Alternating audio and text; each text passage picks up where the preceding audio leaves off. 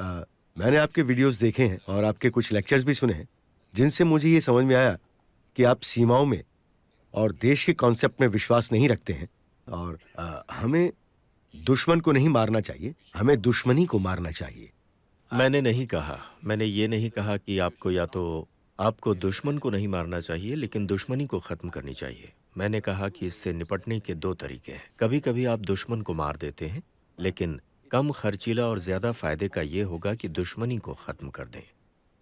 दुश्मनी को ख़त्म करना शायद आपके हाथ में ना हो, ये किसी दूसरे के हाथ में है। दुश्मन को मारना आपके हाथ में है।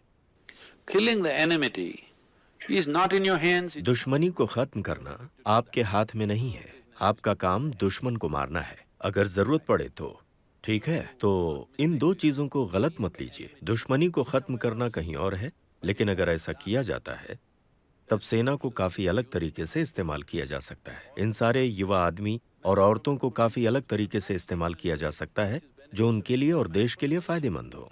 तो हमें इन 2 को मिक्स नहीं करना है। मैं जवानों से ये नहीं कह रहा हूं कि आप जाइए और दुश्मनी खत्म कर दीजिए, नहीं। अगर जरूरी हो तो आप दुश्मन को खत्म कीजिए। और हमें ये समझना चाहिए कि दूसरा इंसान भी दुश्मन को मारने की कोशिश कर रहा है। हम दुश्मन हैं किसी और के लिए।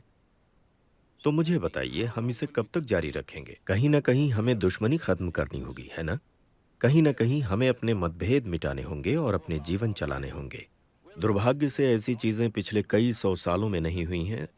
तो हमें लगता है कि यही सच्चाई है। नहीं, यही एकमात्र सच्चाई नहीं है।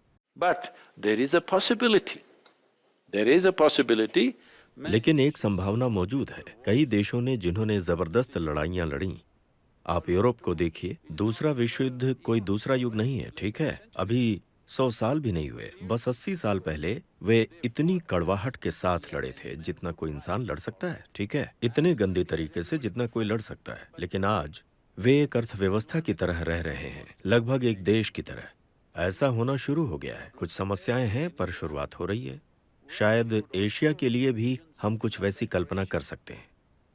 यह संभव नहीं है। शायद अभी ये संभावना जैसा नहीं लगता। मैं अगले 20 साल तक या 25 साल तक उस संभावना को नहीं देख रहा हूं। लेकिन मुझे लगता है कि सीमा के एक हिस्से को, बॉर्डर के एक हिस्से को सुलझाया जा सकता है। अगर राजनैतिक इच्छा मौजूद हो, जरूरी विवेक और परिपक्वता मौजूद हो, बेशक दोनों तरफ से। ऐसा करना संभव है, क्योंकि इसमें खोने या हासिल करने के लिए कुछ खास नहीं है। दोनों ओर सिर्फ फायदा ही होगा। लेकिन एक तरफ एक अलग मुद्दा है जो निकट भविष्य में सुलझने वाला नहीं है। कम से कम कुछ अगले या 1-2 दशक में हल होने वाला नहीं है।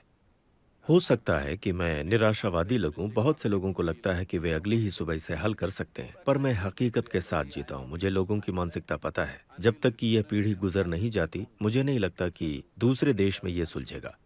आपको क्या लगता है? इसमें बहुत सी भावनाएं, बहुत सारे पहलू शामिल हैं और स्वर्ग में भगवान लड़ रहे हैं। तो पहले उन्हें रुकना होगा। यहाँ कई स्तरों पर लड़ाई हो रही है। ये लड़ाई यूं ही रुकने वाली नहीं है। हम इसे कम कर सकते हैं, इस पर काबू पा सकते हैं। ये निश्चित रूप से हो सकता है। अब मैं यहाँ पर सेना को ये उपदेश देने के लिए नहीं आया हूँ कि अपने दुश्मन से प्यार करो। क्या मैं इतना बेवकूफ़ लगता हूँ?